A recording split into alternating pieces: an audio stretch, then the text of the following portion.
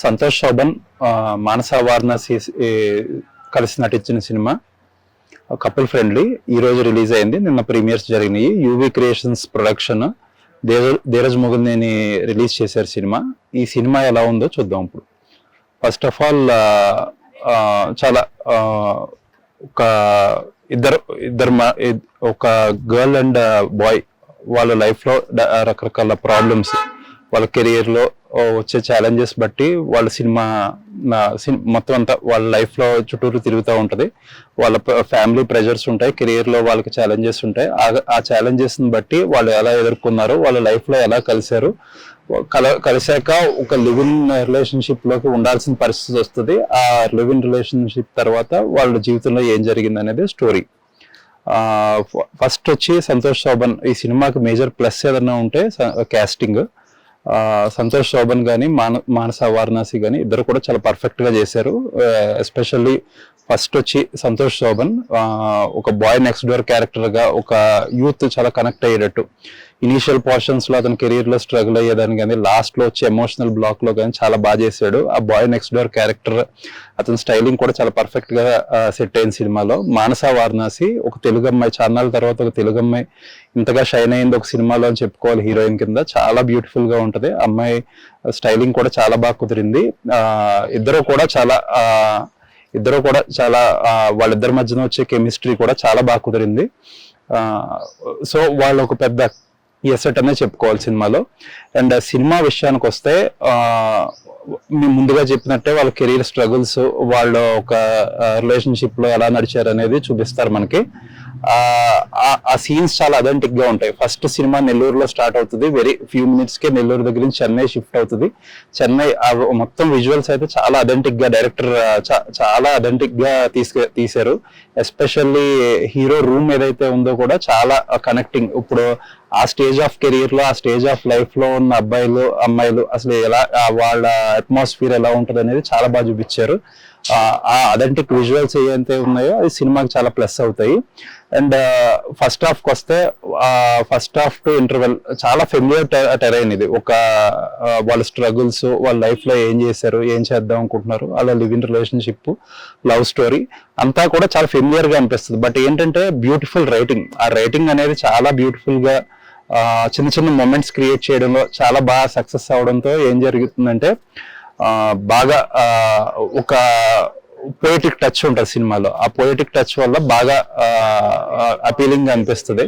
So first half చాలా కొద్దిగా అక్కడక్కడ ల్యాగ్, ఎందుకంటే యూజువల్ గా డైరెక్టర్ ఎవరైతే ఉన్నారో ఆయన ఫ్యామిలీ తెలుగు ఆయన ఫ్యామిలీ అంతా చెన్నైలో సెటిల్ అయ్యారంట.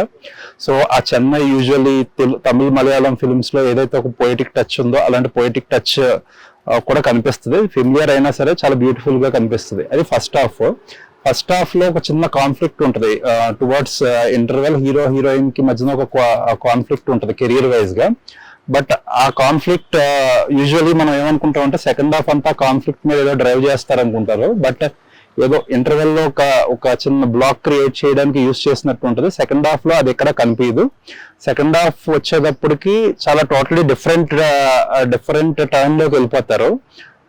స్టోరీ వచ్చి ఏదైతే టర్న్ తీసుకున్నారో అది ఇప్పుడు రివీల్ చేస్తే స్పాయిలర్ అవుతుందని చెప్పలేదు. బట్ చాలా ఫెమిలియర్ గా వెళ్తుంది.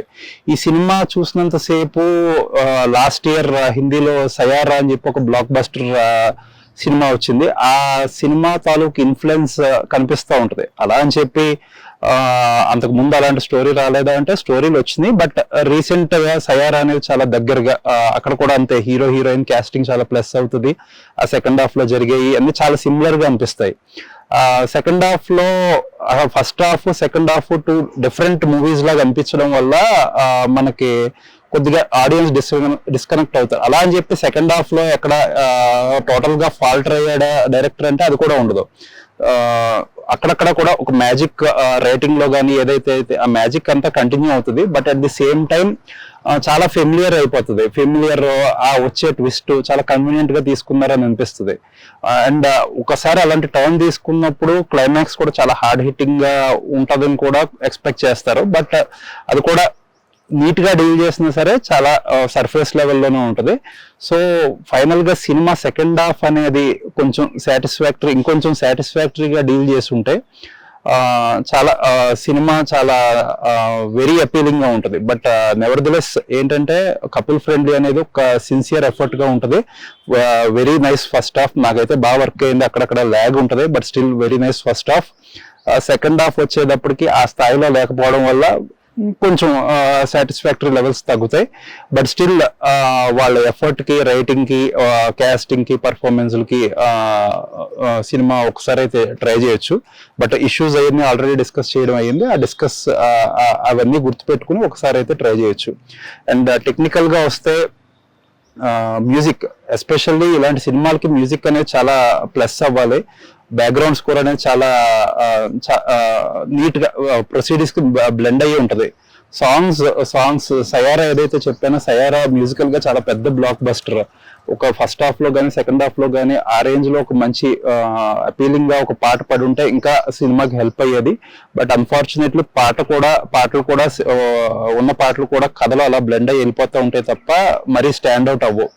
సో ఫైనల్లీ సినిమా నేను ముందుగా చెప్పినట్టు సెకండ్ హాఫ్ లో ఇష్యూస్ ఉన్నా సరే డీసెంట్ అటెంప్ట్.